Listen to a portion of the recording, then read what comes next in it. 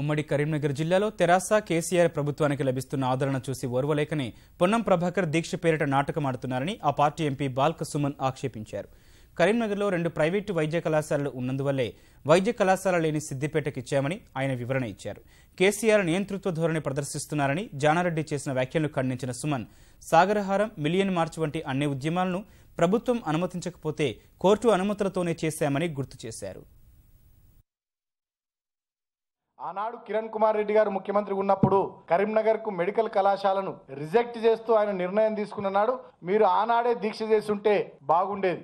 ఆనాడు మీరు దీక్ష చేయకుండా కిరణ్ కుమార్ రెడ్డి గారితో ఏం మాట్లాడుకున్నారో, ఏం చేసుకున్నారో కరీంనగర్ జిల్లా కాంగ్రెస్ పార్టీ నాయకులు కనీసం ఈ అంశానికి సంబంధించి ఆనాడు ఒక్క పోరాటం కూడా చేయకుండా ఇవాళ ఇన్ని సంవత్సరాల తర్వాత ఇవాళ ఆ ప్రాంత ప్రజానీకానికి, ఆ ప్రాంత రైతాంగానికి ఉపయోగపడేటటువంటి శ్రీరామ్ సాగర్ ప్రాజెక్టు ఆధునీకరణ, అదేవిధంగా కాళేశ్వరం ప్రాజెక్టు నుండి రివర్సబుల్ పంపింగ్ సిస్టమ్ ద్వారా నీళ్లు 3 దశల్లో లిఫ్ట్ చేసి శ్రీరామ్ సాగర్ ప్రాజెక్టు నింపడం, అంతేకాకుండా కాకతీయ కెనాల్ దాదాపు 1000 కోట్ల రూపాయలతో Kakatiya canal, at the same time Kakatiya canal తో పాటు ఉన్నటువంటి అన్ని డిస్ట్రిబ్యూటరీస్ ఆధునీకరించేటటువంటి అద్భుతమైనటువంటి కార్యక్రమానికి ముఖ్యమంత్రి గారు 10వ తేదీ నాడు శంకుస్థాపన చేస్తున్నటువంటి తరుణంలో ఈ రకమైనటువంటి దీక్షలు పెట్టి ప్రజల అటెన్షన్ డైవర్ట్ చేయాలనేటటువంటి ఈ దుర్మార్గపు ఆలోచనలు, దుర్మార్గ ప్రయత్నాల్ని తెలంగాణ రాష్ట్ర సమితి ఆధ్వర్యంలో మేము తీవ్రంగా ఖండిస్తా ఉన్నాం.